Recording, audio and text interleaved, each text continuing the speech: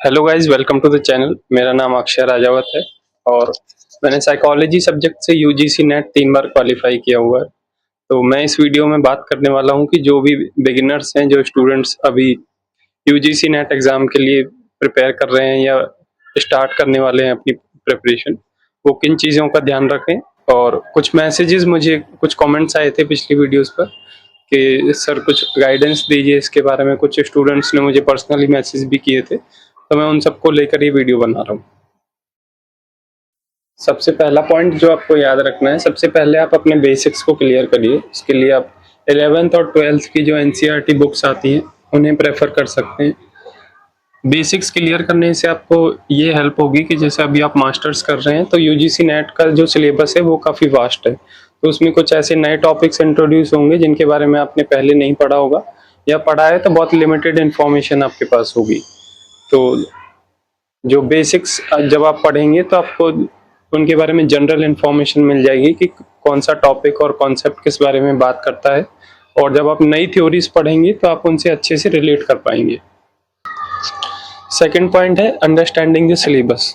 आपका मास्टर्स का जो सिलेबस है आप उसे, और यूजीसी नेट आपके सब्जेक्ट का जो सिलेबस है आप उसे एक बार, आप दोनों सिलेबसेस को एक बार साथ में पढ़कर देखें।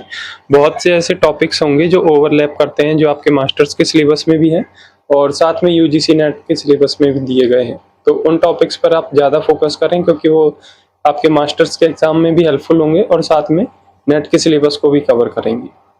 साथ में सिलेबस को अंडरस्टैंड करने से ये हेल्प होगी कि जब भी कोई क्वेश्चन आता है या कोई नया टॉपिक आता है या आप कोई क्वेश्चन सॉल्व करने जाते हो तो आप थ्योरी से कनेक्ट कर पाते हैं उसे। आप इजीली ये याद कर पाते हैं कि ये टॉपिक या क्वेश्चन किस थ्योरी से रिलेटेड है और ये थ्योरी कौन सी यूनिट में दी गई है, तो आपको क्वेश्चन सॉल्व करना ईजी हो जाता है। तीसरा पॉइंट है, आप लिमिटेड रिसोर्सेज रखिए। किसी भी नई यूनिट को पढ़ने के लिए या टॉपिक्स को समझने के लिए नए नए रिसोर्सेज पर मत जाइए, नई बुक्स मत खरीदिए। हर टॉपिक के लिए आप नए नए बुक्स खरीदें या अलग अलग एजुकेटर्स के पास जाएं।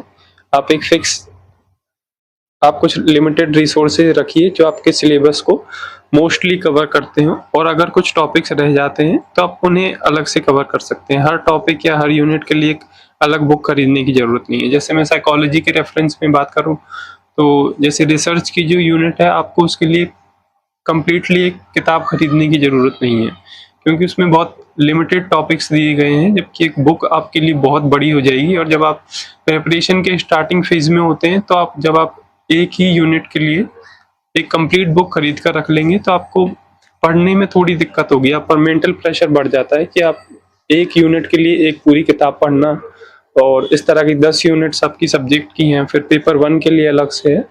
तो अपने लिमिटेड रिसोर्सेज रखिए, उनमें से नोट्स बनाकर रखिए ताकि आपका मेंटल ओवरलोड है वो ना बढ़े। फोर्थ पॉइंट है, start with the easy units. आपको जो भी यूनिट्स इजी लगती हैं या कोई टॉपिक जो आपने पहले पढ़ा है जिसमें आप इंटरेस्टेड हैं और आपको लगता हो कि हाँ इसे मैं आसानी से समझ सकता हूँ, तो उस पर पहले फोकस करें। जब आप इजी टॉपिक से स्टार्ट करते हैं तो इससे आपका कॉन्फिडेंस बढ़ता है और कंसिस्टेंसी होती है।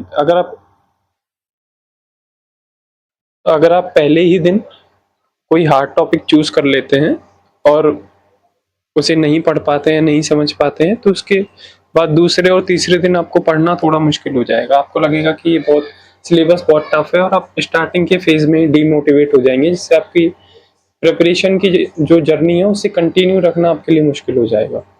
फिफ्थ पॉइंट है, आपकी जो भी यूनिट है, जो भी टॉपिक है, उसे अंडरस्टैंडिंग के साथ कंप्लीट करें। जल्दबाजी में ना पढ़ें कि सिलेबस बहुत बड़ा है तो मैं जल्दी जल्दी सिलेबस कवर कर लेता हूँ। सिलेबस कंप्लीट करने से कुछ भी नहीं होगा अगर आप उसे समझ नहीं पाते हैं। तो जब आप क्वेश्चन सॉल्व करने जाएंगे और अगर आप थ्योरी और क्वेश्चन को रिलेट नहीं कर पा रहे हैं तो ऐसे में क्वेश्चंस गलत होंगे और फिर आप समझ नहीं पाएंगे कि आपने कंप्लीट सिलेबस कर लिया है, सिलेबस आपने पूरा कंप्लीट कर लिया है, उसके बाद भी आपका स्कोर क्यों नहीं बढ़ रहा है। तो ऐसी गलती ना करें। आप अपनी स्पीड से, अपनी पर्सनल स्पीड, जो भी आपको लगता है कि आपको कोई टॉपिक समझने में 5 मिनट लगते हैं, 10 मिनट लगते हैं या 2 घंटे भी लगते हैं, तो आप अपना टाइम लें, अपने टाइम के अकॉर्डिंग पढ़ें। किसी के साथ कंपटीशन ना करें या खुद को पुश ना करें कि मुझे जल्दी से जल्दी सिलेबस कवर करना है। अंडरस्टैंडिंग पर ध्यान दें, जितनी ज़्यादा हो सके अपनी थ्योरीज जो हैं, नए टॉपिक्स जो भी इंट्रोड्यूस हो रहे हैं उन्हें समझें, उनकी उनकी अंडरस्टैंडिंग डेवलप करें और इस कॉन्सेप्ट को क्वेश्चन से रिलेट करने की कोशिश करें। 6th पॉइंट है make your own short notes. जब भी आप कोई यूनिट पढ़ रहे हैं या कोई टॉपिक पढ़ रहे हैं तो उसके हैंड रिटन नोट्स बनाएं अपने खुद के, और कोशिश करें कि वो शॉर्ट नोट्स हों। अपनी नोट्स में आप ज़्यादा ना लिखें, कोशिश करें शॉर्ट नोट्स लिखें, कम शब्दों में उसे कम शब्दों में, जैसे आप कोई चार्ट बना सकते हैं या फ्लो डायग्राम्स बना सकते हैं। इस तरह से एक थ्योरी को या किसी कॉन्सेप्ट को समझने की कोशिश करें। कोशिश करें कि ज़्यादा से ज़्यादा चीज़ों को आप समझें और याद रख सकें। शॉर्ट नोट्स बनाने से आपको हेल्पफुल ये होगा कि जब आप एग्जाम के पहले रिवीजन करते हैं या कोई यूनिट कंप्लीट होने के बाद भी जब आप रिवीजन करने जाते हैं तो आपको रिवीजन में आसानी होगी, वो उसमें टाइम कम लगेगा, और क्योंकि शॉर्ट नोट्स होने के कारण आप कीवर्ड्स याद रखेंगे और ज़्यादा से ज़्यादा प्रेशर आप पे होगा याद रखने का, ताकि आप क्वेश्चन जब पढ़ें तो कीवर्ड से उन थ्योरीज को पहचान पाएं और क्वेश्चन से रिलेट कर सही आंसर को चूज कर पाएं। 7th पॉइंट है solve PYQs with every unit. जब भी आप कोई यूनिट कंप्लीट करते हैं तो उससे रिलेटेड PYQs सॉल्व करें। PYQ सॉल्व करने से ये होगा कि आपको समझ आएगा कि आपने जो भी थ्योरीज पढ़ी है या कोई यूनिट कंप्लीट की है उसमें से किस तरह के क्वेश्चंस जो हैं एग्जाम में पूछे जा रहे हैं। आप क्वेश्चन पैटर्न को समझ पाएंगे, जिससे आपको एग्जाम में क्वेश्चंस को सॉल्व करने में आसानी होगी, और आपने जो अंडरस्टैंडिंग डेवलप की है थ्योरीज को लेकर, क्या वो क्वेश्चंस को सॉल्व करने में और थ्योरीज से कनेक्ट करने में काम आ रही है या नहीं, ये आपको पता लगेगा। 8th पॉइंट एक मिस्टेक नोटबुक बनाएं। जब भी आप एक यूनिट कंप्लीट कर लेते हैं और जब प्रैक्टिस करते हैं तो जो भी क्वेश्चंस गलत हुए हैं या जो थ्योरीज आपको समझ में नहीं आई उसे आप अलग से एक नोटबुक में मेंशन करें, जहाँ वहां पर आप लिखें कि कौन से टॉपिक में आपसे गलती हुई, कौन सी थ्योरी आपको समझ में नहीं आई है, किस तरह के क्वेश्चंस आपसे गलत हो रहे हैं, ताकि आप जब रिवीजन करेंगे तो आपको पता होगा कि कौन से टॉपिक्स पर मुझे सबसे ज्यादा ध्यान देना है, और आपका टाइम बचेगा, क्योंकि आप सेम टॉपिक्स को रिवाइज नहीं कर रहे होंगे। मतलब जो टॉपिक आपको आते हैं आप उन पर कम टाइम देंगे और जो नहीं आते हैं उन पर ज्यादा फोकस करेंगे, ज्यादा टाइम देंगे, तो आपका टाइम भी बचेगा और स्कोर भी उसके साथ इम्प्रूव होगा। पॉइंट 9 इज कि don't ignore the paper 1। Net के सिलेबस में ये होता है कि आपका जो पेपर 2 है वो आपके सब्जेक्ट से होता है, आपने जो भी मास्टर्स में सब्जेक्ट लिया उससे होता है, तो आप उससे बहुत अच्छे से रिलेट कर पाते हैं और बहुत से टॉपिक्स आपने पहले से पढ़े हुए होते हैं, तो वो आपके इंटरेस्ट के अकॉर्डिंग चल रहा होता है। लेकिन पेपर 1 का जो सिलेबस है वो थोड़ा सा डिफरेंट होता है, उसमें 10 यूनिट्स दी गई हैं जो कि सारी एक दूसरे से बहुत अलग अलग हैं और आपकी सब्जेक्ट से बहुत कम कनेक्ट करती हैं। तो ऐसे में पेपर 1 बहुत ही डिफरेंट लगता है और थोड़ा हार्ड भी लगता है पढ़ने के लिए।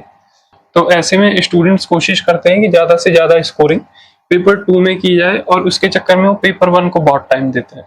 पर पेपर 2 में आप एक लिमिट तक ही स्कोर कर सकते हैं, उसके बाद आपको पेपर 1 की तरफ जाना ही होगा।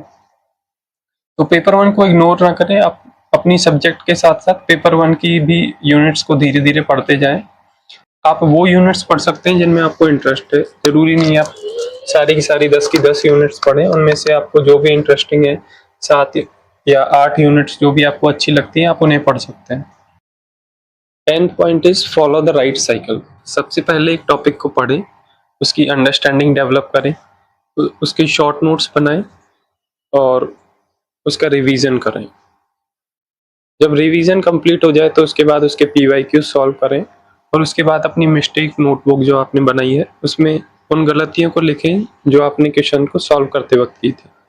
कि जैसे आपको थ्योरी समझने में कोई गलती हुई है या थ्योरी समझ में आ गई है पर आप उसे क्वेश्चन से कनेक्ट नहीं कर पा रहे हैं, या आप क्वेश्चन में दिए हुए कीवर्ड्स को नहीं पहचान पा रहे हैं, या आपने जल्दबाजी में क्वेश्चन में जो ऑप्शंस दिए हुए हैं उनमें कंफ्यूजन हो गया है, या आपने जल्दबाजी में नो नहीं देखा, नॉट नहीं देखा, या क्वेश्चन की अंडरस्टैंडिंग आप में डेवलप नहीं हुई है, तो उन गलतियों को नोट करें और उनका रिव्यू करें। आई होप आपके लिए वीडियो हेल्पफुल होगी। मैं इसी तरह की और वीडियोस बनाने का प्लान कर रहा हूँ जिनमें मैं UGC नेट की प्रेपरेशन और उससे रिलेटेड कुछ टॉपिक्स को कवर कर सकूं। Thank you for watching and all the best for your journey.